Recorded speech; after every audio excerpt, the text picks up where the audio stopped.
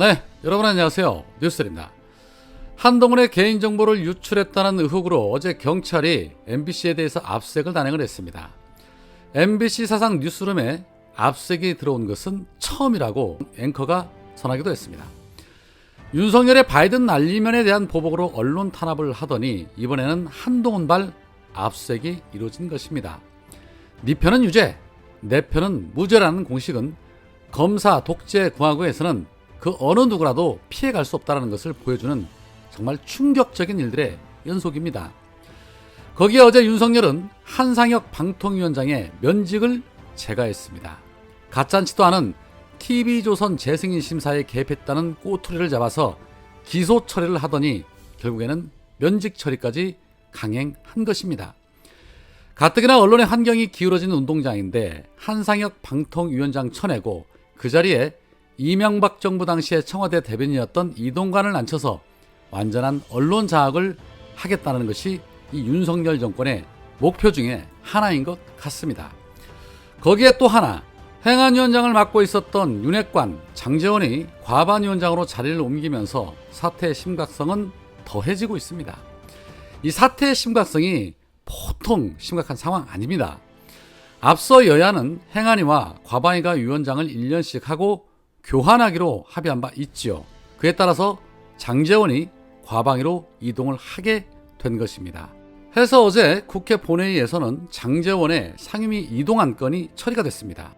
민주당은 교육위원장에는 박홍근 의원, 행안위원장에는 정청래 최고위원, 복지위원장에는 한정혜 의원이 각각 내정된 바 있습니다. 그런데 본회의에 앞선 의총에서 여러 의원들이 국민들이 쇄신과 혁신을 기대하는 상황을 고려했을 때 조금 더 당내 논의를 하는 게 좋겠다라는 의견을 냈고 결국 결론을 내지 못해서 본회의에서 연기가 된 것입니다.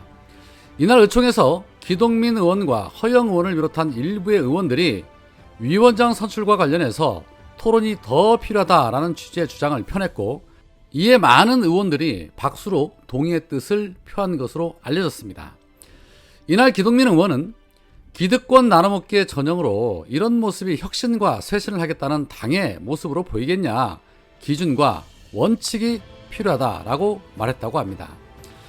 그동안 이 국힘당은 정청래 의원이 위원장직을 맡는 것에 대해서 입에 거품을 물며 겸직 대상이라고 반발하고 있었는데 딱 그 기조에 맞게 기동민이 호흡을 맞춰주고 있는 것입니다. 앞서 정청래 의원은 본인의 페이스북을 통해서 국회법에 따라 상임위원장은 2년의 임기가 보장돼 있다라면서 자리를 지키겠다라고 말한 바 있습니다. 저 역시도 관례는 무슨 관례냐, 국회는 법을 만드는 곳인데 법대로 해야 한다라고 말씀드린 바 있습니다. 그런데 고작 1년하고 1년 만에 상임위원장을 교체하는 이런 어리석은 협치를 저지른 것입니다. 지금 윤석열과 국힘당이 하는 꼴을 잘 보십시오. 저들은 자신들이 의도하는 대로, 계획했던 대로 그대로 실행하고 있습니다. 언론 장악을 위해서 안간힘을 쓰고 있는 것이 눈에 훤히 보입니다. 그런데 그들의 계획에 맞춰주기 위해서 과방위 자리 내주고 정청래 의원을 행안위 위원장 자리에서 내리려는 이 수밖에 의원들의 태도에 분노가 차오릅니다. 아직도 정신들을 못 차린 것 같습니다. 국회 입법권을 연신 거부하는 윤석열과 여당이 언론 탄압과 말살을 시도하고 입법부를 겁박하는 행태를 연신 벌이고 있는데 아직도 협치 탈행이나 하면서 이런 걸 민주당 쇄신이라고 말한다는 게 그저 어이가 없을 따름입니다. 저들은 밥 먹듯이 국민들에게 한 약속을 어기면서까지 장기적인 독재 정권을 꿈꾸고 있는데 세월 좋은 시절에나 내뱉었던 그런 소리나 하고 있을 때가 아니죠. 이에 정청래 의원도 자신의 페이스북을 통해 이런 말을 했습니다. 국민의힘 장제원만 과방위원장을 차지하고 정청래 행안위원장은 일단 처리가 무산이 됐다. 1년 전 맞교대하기로 했던 분명한 합의가 있었건만 참 별일이다. 매우 유감스럽다. 그러나 꺾이지 않고 가겠다라고 말했습니다. 자, 이게 무슨 의미일까요? 정청래 의원을 행안위원장으로 앉히지 않으려는 이 민주당 내의 움직임, 이것들은 지금 윤석열과 국힘과 결을 같이 하면서 경찰국 문제나 이태원 참사 특별법 문제나 선관위 문제 같은 것 등 처리해야 할 문제가 산적해 있음에도 정청래 의원을 위원장 자리에서 쳐내려고 하고 있는 것입니다. 이러니까 수박들과는 절대 같이 갈 수 없다라는 소리가 나오는 것이죠. 자, 그런데 어디 이뿐이겠습니까? 앞선 의총에서는 김용민 의원이 김남국 의원을 비판한 청년 정치인들을 겨냥해 청년인 김남국 의원도 스스로 책임을 졌으니 양소영 등도 자기 발언에 대해서 책임을 져야 한다라는 취지로 말하며 이들의 결임은 채택에 부정적인 입장을 밝힌 것으로 알려졌습니다. 자, 그런데 김용민 의원의 발언을 두고 수박 조홍천은 조선일보에 입으로 똥을 쌌다라는 표현을 썼습니다. 자당의 의원의 발언을 두고 조선일보에 또로로 달려가서 입으로 변을 쌌다라고 표현을 했다는 거, 이거 자체는 상식 밖의 행동이죠. 이에 김용민 의원이 조홍천의 이런 발언에 대해서 페이스북을 통해 이런 말을 했습니다. 오늘 아주 이상한 사과를 들었다. 사과를 받은 것이 아니라 들었기 때문에 이렇게 표현을 한다. 얼마 전에 비공개 의총에서 제가 한 발언을 오해한 조홍천 의원이 언론에 제 발언을 왜곡해서 알렸고 허위 기사들이 작성되어서 몇 시간 동안 기자들과 통화해서 이를 바로잡았다.